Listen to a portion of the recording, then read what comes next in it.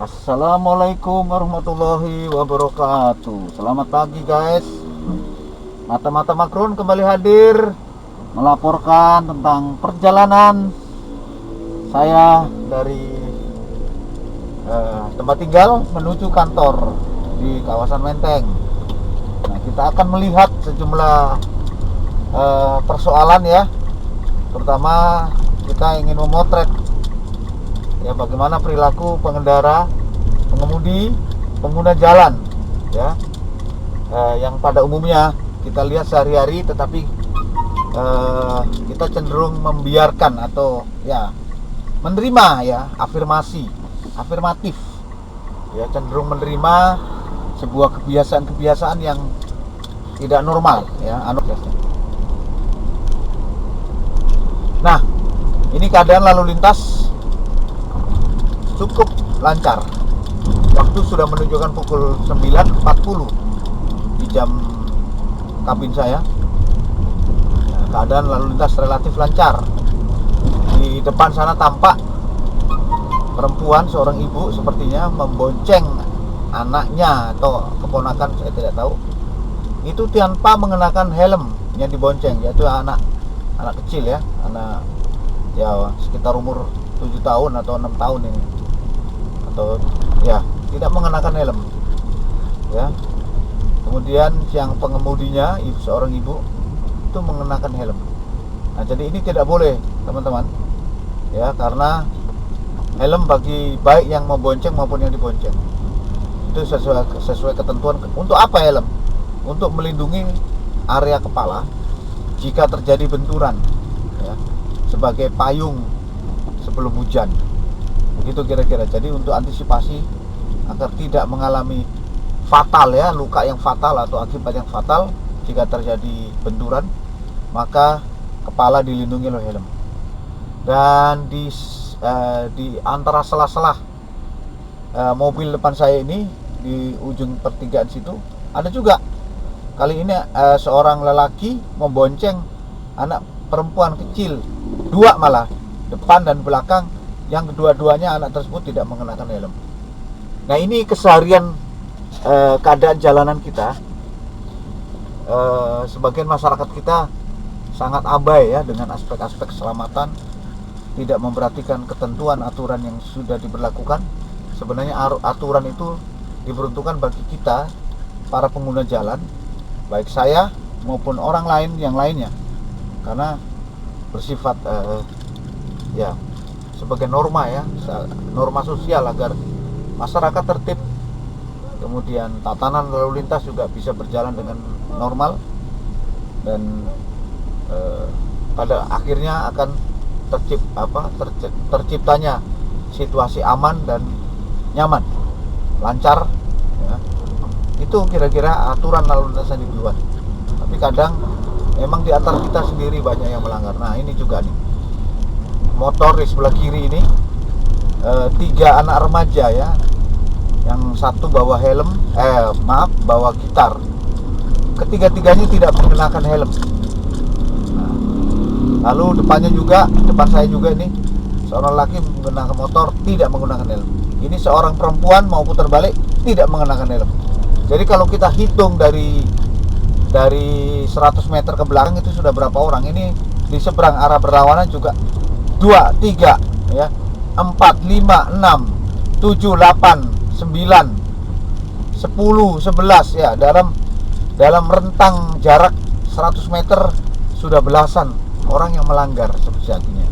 Ketika mereka misalnya ya, terkena razia misalnya, dicegat oleh aparat, mereka dalihnya adalah, "Pak, saya cuma deket, mau kesini doang." Dekat ya. Dalih dekat ini dalam term lalu lintas tidak bisa dibenarkan ya. Undang-undang lalu lintas mensyaratkan dengan turunannya peraturan pemerintah harus mengenakan helm. Belum lagi kalau kita bicara kemungkinan besar mereka tidak membawa dokumen kendaraan seperti surat tanda nomor kendaraan bermotor STNKB ya. Mereka yang alasannya dekat-dekat tadi tidak dibawa. Apalagi SIM misalnya, kemungkinan tidak ada SIM. Anak-anak remaja tadi yang boncengan bertiga, saya ragu apakah mereka sudah punya SIM. Karena saking mudahnya orang membeli kendaraan, sehingga siapapun bisa dan boleh mengendarai motor. Motor ini adalah alat transportasi yang bermesin. Jadi karena bermesin mengandung risiko-risiko yang fatal, ya, bisa juga mengandung bisa menjadi alat kejahatan maupun bisa dipakai sebagai sarana untuk berbuat kejahatan, ya. Kemudian akibat jika terjadi insiden itu fatal karena dengan kecepatan tinggi mesin, ya, itu harus memenuhi persyaratan teknis dan administratif, ya. Teknisnya adalah semua harus standar, ada standarisasinya, baik peralatan mekanik maupun administratifnya. Lalu persyaratan administratifnya adalah pengemudi dan kendaraan tersebut harus dilengkapi dokumen yang sah, ya, yang dikeluarkan oleh negara, karena di situ ada risiko pajak segala macam, sehingga memang harus diatur. Nah, tapi memang sayang banyak hal itu dilanggar. Motor misalnya banyak yang tidak dilengkapi dokumen. Sekarang ini mudah sekali dan tidak setiap waktu aparat kepolisian itu melakukan razia, karena memang jumlah pengendara sudah membludak, sudah jauh melampaui jumlah atau kuantita dari aparat kepolisian, sehingga memang hanya dengan pola-pola operasi yang terpusat, ya. Operasi yang terpusat itu maksudnya operasi yang menyeluruh, yang dikendalikan oleh Jakarta misalnya, ibu kota, kemudian dilaksanakan di berbagai daerah atas peraturan yang dibuat oleh pimpinan tertinggi di Jakarta. Nah, ini banyak terjadi. Kita lihat saja, ya, di depan saya ini betapa banyak orang tidak mengenakan helm. Nah, itu ada dua tuh, ya, ada dua, kaos hitam dan kaos biru. Kemudian yang di sana itu pakai baju atau kaos hitam juga melanggar, tidak mengenakan helm. Nah, ini di putaran balik saya hitung 1, 2, 3, 4, 5, 6, 7, 8, 9, 10, 11. Di satu putaran balik atau U-turn motor itu ada 11 pengendara yang tidak mengenakan helm.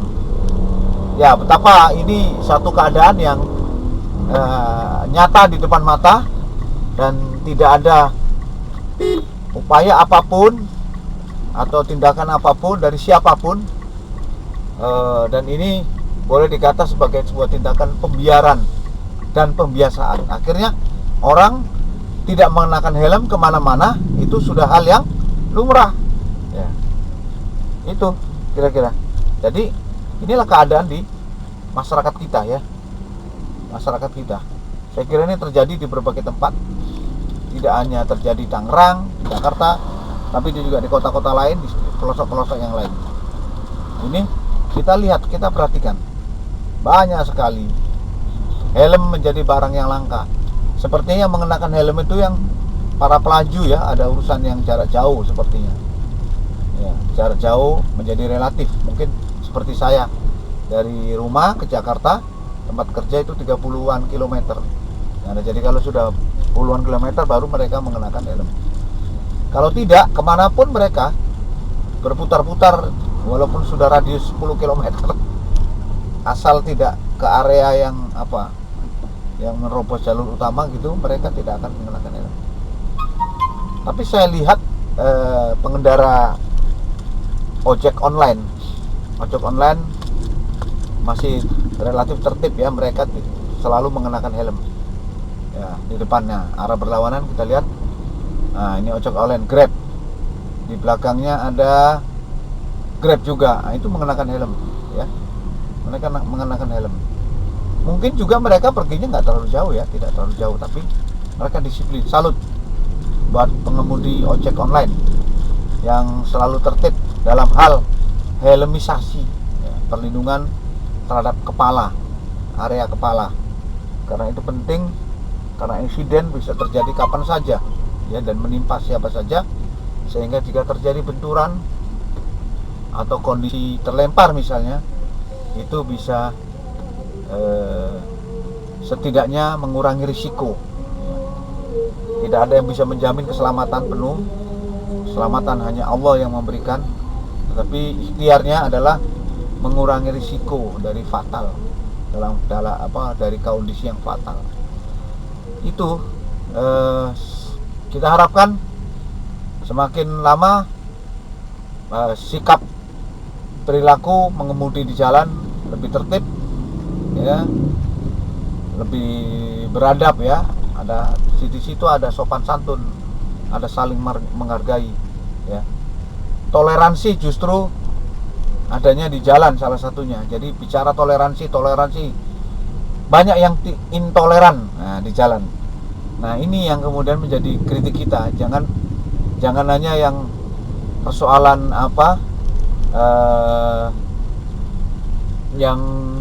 istilahnya dalam relasi sosial, misalnya ada stempel-stempel tertentu yang wah ini intoleran.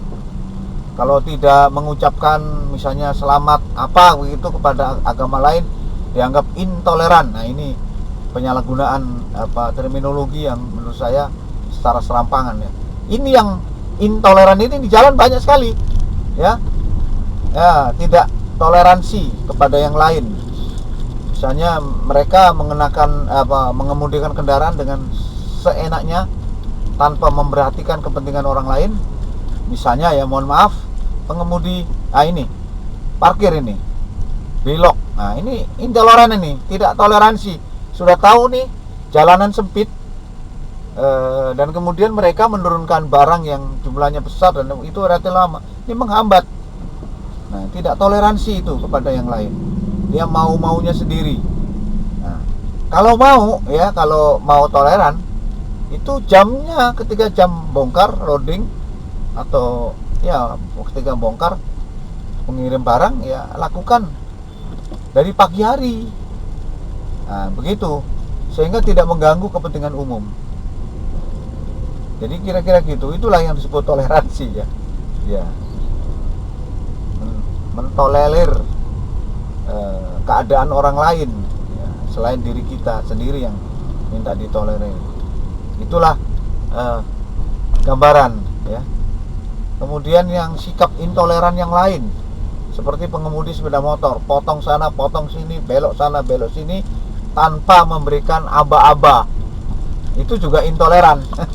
Tidak memperhatikan orang lain, kepentingan diri sendiri yang dia kedepankan. Jadi ngomong-ngomong